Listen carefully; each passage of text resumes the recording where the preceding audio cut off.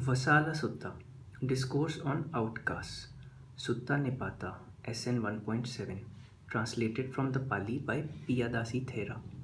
Reading from AccesstoInsight.org. Wednesday, 16th March 2022. Thus have I heard. On one occasion, the Blessed One was living near Savatthi at Jetavana at Anath Pindika's monastery. Then in the forenoon, the Blessed One, having dressed himself, took pole and double robe and entered the city of Savatthi for alms. Now at that time a fire was burning, and an offering was being prepared in the house of the Brahman Agika Bharadvaja. Then the Blessed One, while on his alms round, came to the Brahman's residence. The Brahman, seeing the Blessed One some way off, said this: "Stay there, you shaveling, stay there, you wretched monk, stay there, you outcast." When he spoke thus, the Blessed One said to the Brahman, "Do you know, Brahman, who an outcast is and what the conditions are that make an outcast?" "No, indeed, Venerable Gautama, I do not know who an outcast is, nor the conditions that make an outcast." "It is good if Venerable Gautama were to explain the Dhamma to me, so that I may know who an outcast is and what the conditions are that make an outcast." "Listen then, Brahman, and pay attention. I will speak." "Yes, Venerable Sir," replied the Brahman.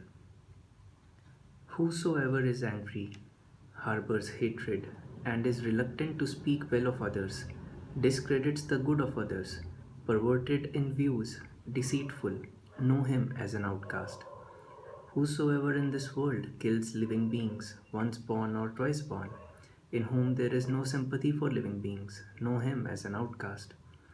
Whosoever destroys and besieges villages and hamlets and becomes notorious as an oppressor, know him as an outcast. Be it in the village or in the forest, whosoever steals what belongs to others, what is not given to him, know him as an outcast. Whosoever, having actually incurred a debt, runs away when he is pressed to pay, saying, 'I owe no debt to you,' know him as an outcast. Whosoever, coveting anything, kills a person going along the road and grabs whatever that person has, know him as an outcast. He who, for his own sake or for the sake of others or for the sake of wealth, utters lies when questioned as a witness, know him as an outcast. Whosoever, by force or with consent, associates with the wives of relatives or friends, know him as an outcast. Whosoever, being wealthy, supports not his mother and father who have grown old, know him as an outcast. Whosoever strikes and annoys by harsh speech mother, father, brother, sister, or mother-in-law or father-in-law, know him as an outcast. Whosoever, when questioned about what is good, says what is detrimental and talks in an evasive manner, know him as an outcast.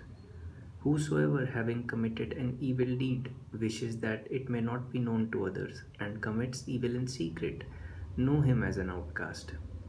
Whosoever, having gone to another's house and partaken of choice food, does not honor that host by offering food when he repays the visit, know him as an outcast.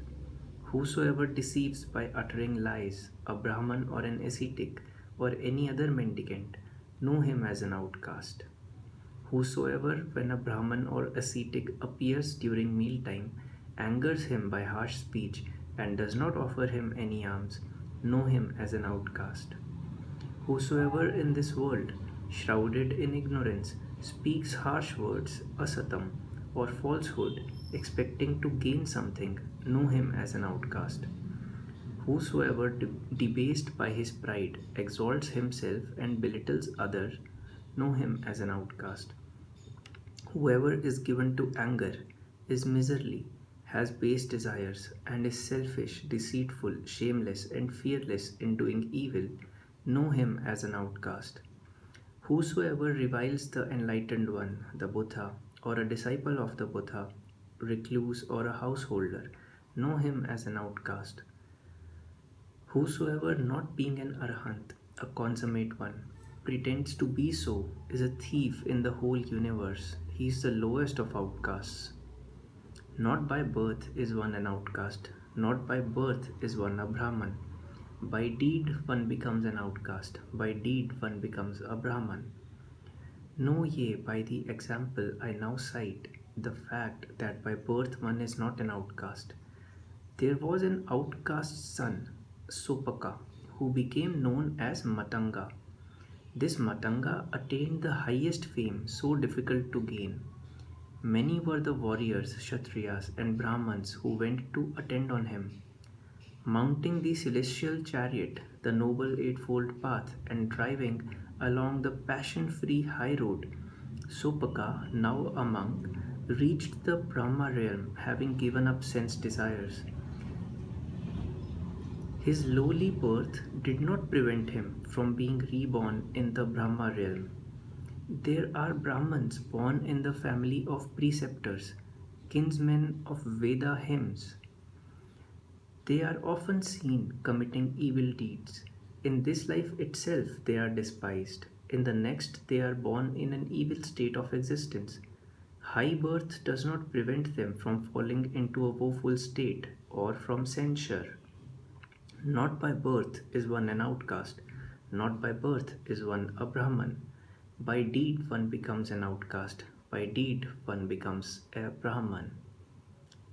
When the Buddha had thus spoken, the Brahman Agika Bharadwaja said to the Blessed One, Excellent, O Venerable Gautama, excellent.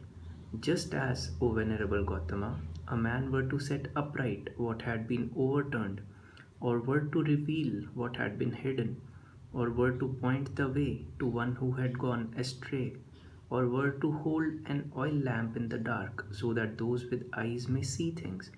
Even so, in many ways has the Venerable Gautama expounded the Dhamma, the doctrine.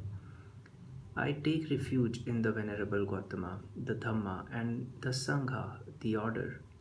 May the Venerable Gautama accept me as a lay follower who has taken refuge from this day onwards while life lasts.